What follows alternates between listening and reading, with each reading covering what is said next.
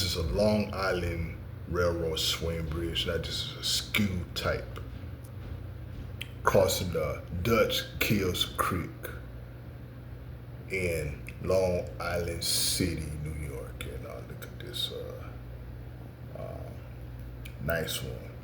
This is a solid joint too. See, you got double track. You got the double track right here, and then you got the background and everything. So, and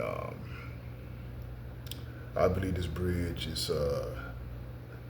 I think this bridge is abandoned. Understand?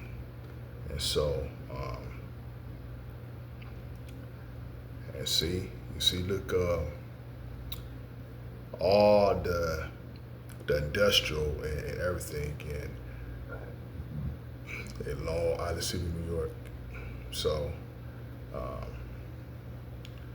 but it did swung closed for real traffic, but now it's, you see, it's open now. It's swung open. So again, it's located in Long Island City, you know, in the state of New York.